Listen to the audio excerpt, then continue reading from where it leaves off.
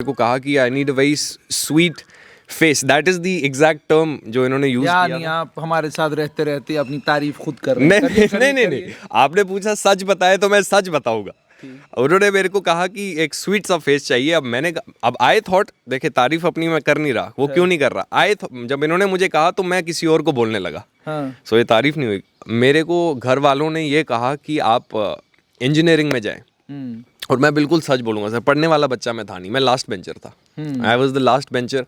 And ये था कि कहीं ना कहीं आपने कहा कि दिल कहाँ पर है, तो दिल थोड़ा मेरा सच कहूँ तो एंटरटेनमेंट आर्टिस्ट्री की ही तरफ है। अली खान आफरीदी। अली खान आफरीदी का तारुफ ये कि इनके पिता इसरार खान पुलिस के एक ऑफिसर भी थे, और पुलिस के ऑफिसर होने के साथ साथ में वो थिएटर, ड्रामा, फिल्म मेकिंग, इन तमाम चीज़ों से जुड़े हुए रहे। आपने उनका एक खूबसूरत सा इंटरव्यू भी सुना, और उसमें भी आपने सुना कि कितनी सादगी उनके अंदर है। आज मेरे साथ अली खान आफरीदी इसलिए हैं क्योंकि एक डोगरी का गाना आने जा रहा है, उस गाने में परफॉर्म करने जा रहे हैं। मकसद इंटरव्यू का ये कि वकालत के पेशे से एक्टिंग तक, एक्टिंग का ये जो सफ़र इन्होंने शुरू किया है, क्या इसमें प्रेरणा इनको इनके पिता से मिली है? आइए गपशप लगाते हैं। खान साहब, सबसे पहले आप एक डोगरी की एल्बम में आ रहे हैं, डोगरी के गाने में आ रहे हैं, ये हादसा है या ये आपकी दिल की तमन्ना थी और पूरी हो रही है? आई थिंक हादसा भी है और कहीं ना कहीं से एक दिल की तमन्ना भी थी। बिकॉज़ जैसे मैं बात कर ही रहा था कि अर्लियर जो मैंने आपसे बोला था कि आई would not say no to something. सो ये कुछ ऐसा है सर कि जैसा कि आपने फादर का तारुफ दिया, आर्टिस्ट रह चुके हैं, अपनी फील्ड में सिंगिंग भी कर चुके हैं, वीडियोग्राफी में भी रह चुके हैं, डायरेक्शंस भी कर चुके हैं, कभी कभी थोड़ी सी सीरियल्स भी प्रोड्यूस करी हैं, but on a national level ही किया हुआ है, कभी दूरदर्शन किसी के लिए। तो आई थिंक सर थोड़ा सा वहाँ से मैं काफ़ी इसके साथ लग चुका था, इस फील्ड के साथ पर्टिकुलर हमदर्दी हो चुकी जी, इस पर्टिकुलर फील्ड के साथ मेरा थोड़ा हमदर्दी हो चुकी थी। एंड थोड़ा सा जैसा कि मैंने कहा, वो दूरदर्शन के लिए भी सीरियल पहले बना चुके हैं, तो काफ़ी जब व्हेन आई वाज यंग, तो एक दो सीरियल्स में मैं you are still younger. No, I am obviously, yes. When I was a child, I would basically say. Sorry. So, उस टाइम पे जब वो सीरियल्स बनाते थे तो एक दो बार कभी मुझे भी मौका मिल गया था काम करने का, और सिंगिंग भी मैं हल्की मोटी करता रहता हूँ। अब आई डोंट नो आपने वीडियोस देखी हैं या नहीं, बट वो शो कुछ ऐसे आया कि जहाँ पर भी कोई कॉन्सर्ट या कुछ आई मीन कोई पार्टी या कुछ हो रही थी, तो वहाँ पे डैड मुझे उठाकर बोल देंगे कि चलो जी गाना सुनाओ। तो वो एक फेयर होता है सर, जो which is basically called the stage fair, the fair of the camera. I think वो बचपन से लेकर जो मैंने कभी कैमरा के सामने रहा, कैमरा के सामने काम किया, आई थिंक वो मेरा फेयर आउट हो गया। So I started to become more friendlier to the camera.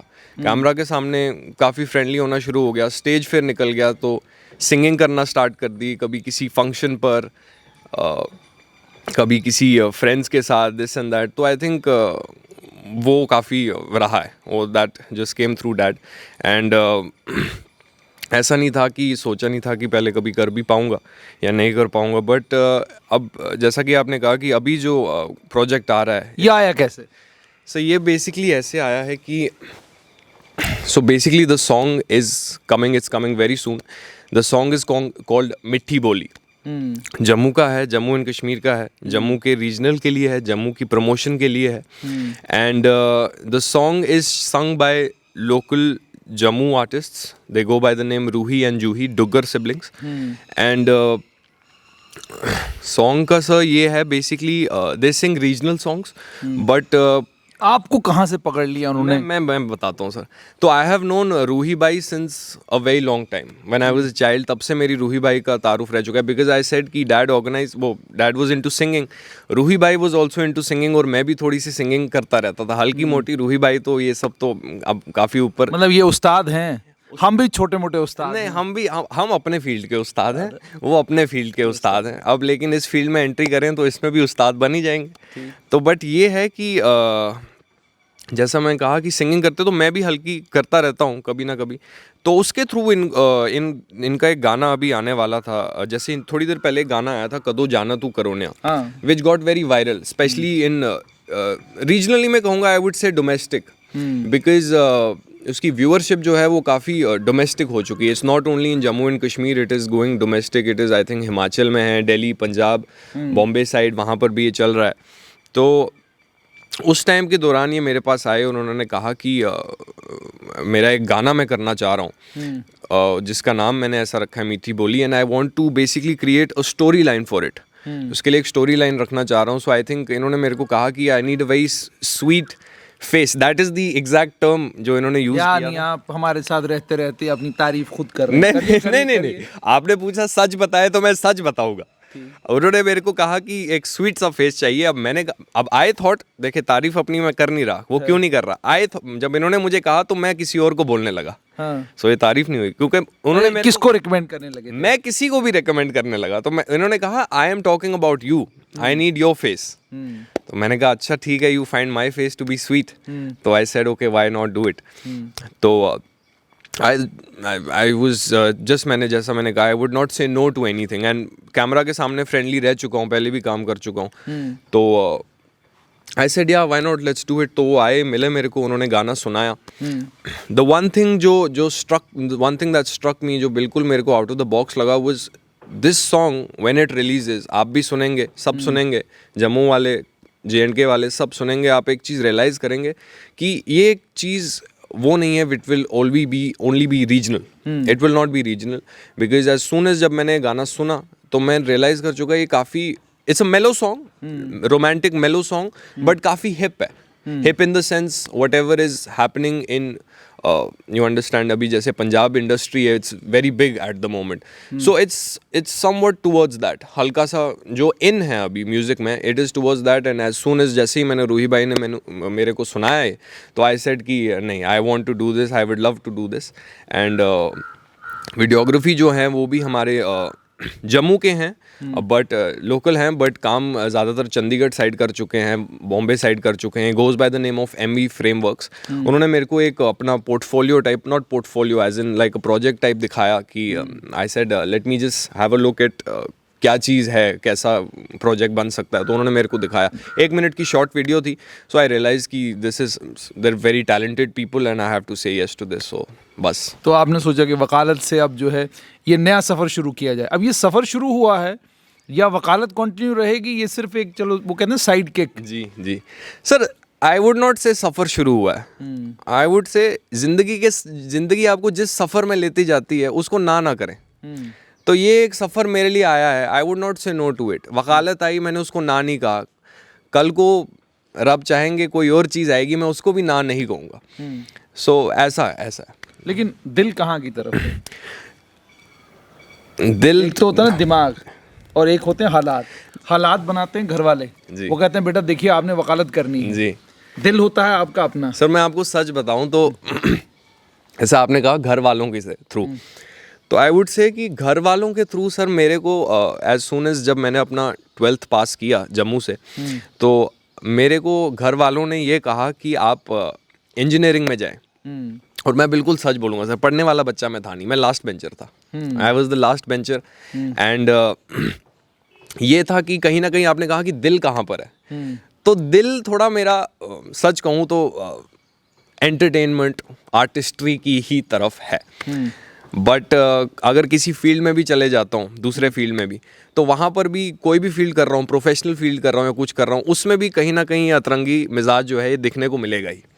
तो वो that is something which is inbuilt, it is the personality. That's जैसे वो कहते हैं ना, you can't Photoshop personality. So Photoshop नहीं हो सकती personality, that is the same which ever field. अगर मैं किसी भी फील्ड में जा रहा हूँ, वकालत में जाता हूँ, आर्टिस्ट के लेवल में जाता हूँ, बिजनेस में जाता हूँ, किसी भी चीज़ में जाता हूँ, तो वो एक मिजाज मेरा रहेगा ही, दिल से जैसा हूँ वैसा रहेगा, वो वैसा ही रहेगा। जी। तो क्या ये मान के चलें कि अली गनी के बाद अली खान आफरीदी जो हैं वो हमें सिल्वर स्क्रीन पर नजर आएंगे?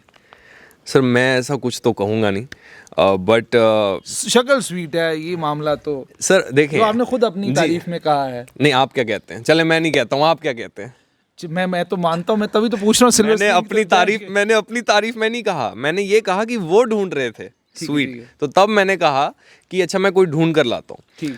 बट आपका सवाल था कि आप सिल्वर स्क्रीन पर देखते हैं या नहीं। Sir nothing, I would say कि मैं कोई चीज़ सोच कर नहीं ये कर रहा हूँ, मैं बस I am just going with the flow. But ये है कि जितने भी लोग देख रहे हैं वीडियो, मैं ये कहना चाहूँगा कि यू शुड, जम्मू की चीज़ है, जम्मू के आर्टिस्ट हैं, तो इस चीज़ को प्रमोट कीजिए प्लीज़। अब चाहे ये चीज़ आगे सिल्वर स्क्रीन तक जाए या ना जाए, बट अगर बात यहाँ तक आती है कि जम्मू कश्मीर के पास क्या पोटेंशियल है, तो please promote it, because this will stand out. ये चीज़ एक स्टैंड आउट ज़रूर करेगी। तो बाकी अली खान आफरीदी, क्या सिल्वर स्टार के जितने भी, बॉलीवुड के जितने भी स्टार्स हैं, डायरेक्टर्स हैं, म्यूज़िक कंपोजर्स हैं, सब आपके अब्बा के दोस्त हैं, ठीक है? बहुत सारे दोस्त हैं, और अक्सर व बेशतर श्रीनगर जो भी आता है तो पहले खान साहब को फ़ोन ज़रूर लगाता है कि खान साहब हम आपके जम्मू कश्मीर में हैं। तो चूँकि एक रिश्ता ऑलरेडी आपके अब्बा का इस इंडस्ट्री के साथ बना हुआ है, तो क्या अली खान आफरीदी वो जो ऑलरेडी एक रिश्ता बना हुआ है, स्क्रीन पर आकर उस रिश्ते को मजबूत करने का काम करेंगे, और उसके बाद आप भी हमें बिग बॉस में या कहीं किसी इंडस्ट्री की किसी एक स्क्रीन पर नज़र आएंगे?